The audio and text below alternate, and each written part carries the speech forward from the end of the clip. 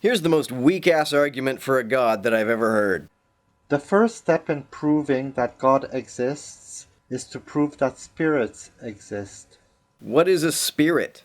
Spirits softly whisper to us by giving us spontaneous thoughts called intuition, which most of us do not listen to. Why wouldn't it be a simpler explanation that our brains produce intuitions? Spirits loudly yell at us by giving us coincidences that most of us attribute to chance.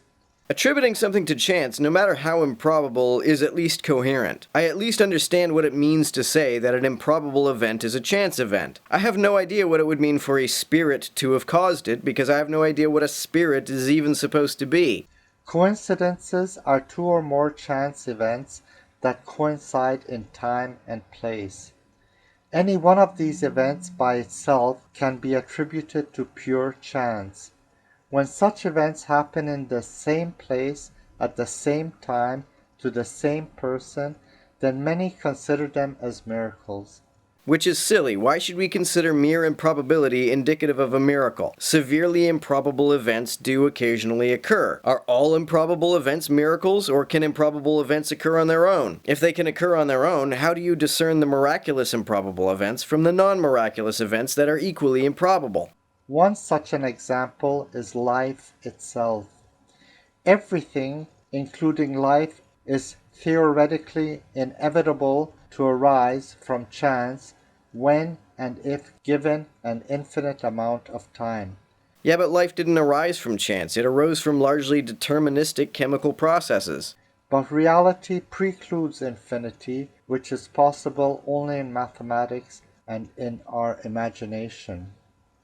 According to the latest scientific knowledge, our universe formed from a single quantum hiccup about 14.5 billion years ago. The chance of a single living cell evolving to a human being within the time span of 4 billion years can be calculated to be a reasonable possibility. The chance of life in the form of a single cell to appear within 500 million years after our sun and planet formed has a much lesser probability of ever happening. How do you figure? I suspect that this guy is one of the many creationists who believe that the deterministic process of evolution begins with the cell. It doesn't. Evolution begins with the first self-replicating proteins, which existed long before the cell. The chance of our Earth being formed just at the right distance from our sun is evidently very high because we have found many planets outside of the solar system that are just the right distance from their stars to be the right temperature for life.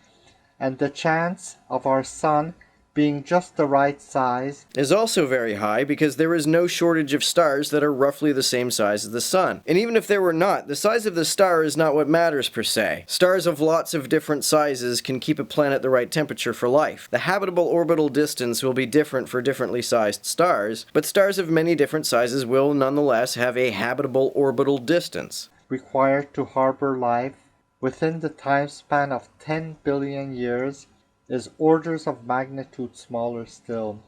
Not if you weigh that against the sheer number of planets and stars. When we combine these three chance events, the coincidence of them happening are far beyond a reasonable chance of ever happening within a time span of 14.5 billion years.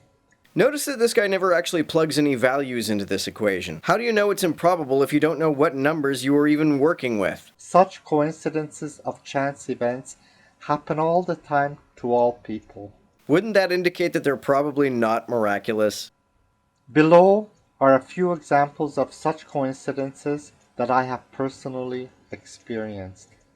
One day, after a few years of having graduated from university, I thought about my classmate whom I had not contacted or even thought about since we were in school together. I wondered how he was doing, so I looked up his phone number and gave him a call. I dialed his number, and before I got a ringtone, I found him online. He explained the same urge came over him to call me, and he as well found me online before getting a ringtone. That's pretty improbable, but I don't see why it's so improbable that I can't reasonably infer that it's a chance event. In another example, a friend I was visiting was missing the very last piece of a puzzle she was working on. It was part of a blue sky. Having looked for the missing puzzle piece everywhere unsuccessfully, I drove back home.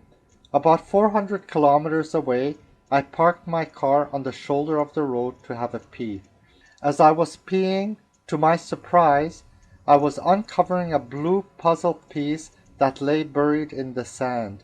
When I told her about this, she refused to see me again. Okay, that one's not even really that improbable. I thought he was going to say that he brought it to her and it turned out to be the missing piece. That would be an impressive coincidence, although not so impressive that it would convince me of a miracle. But merely encountering a blue puzzle piece sometime after having discussed blue puzzle pieces doesn't strike me as being that big a coincidence at all. A third coincidence I would like to share is hearing about a friend of a friend and meeting her by chance 5,000 kilometers away a few weeks later while I was on holiday. That doesn't seem like that big a coincidence either. I travel a lot and I bump into people I didn't expect to bump into and places I didn't expect to bump into them all the time. I really don't see why I should consider that miraculous. What would even be the point of some divine entity causing these encounters to occur?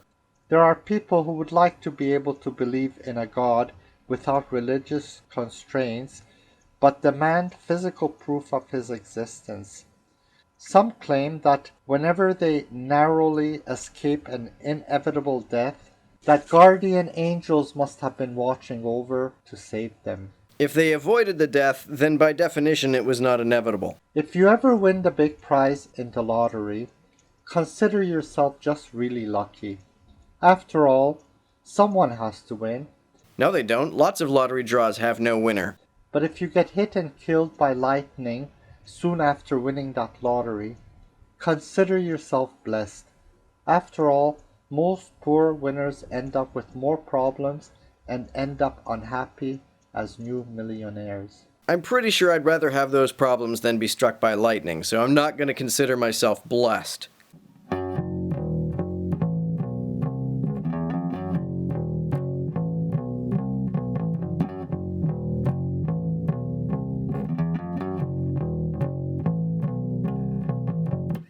I don't know if you've heard, but I do have a Patreon.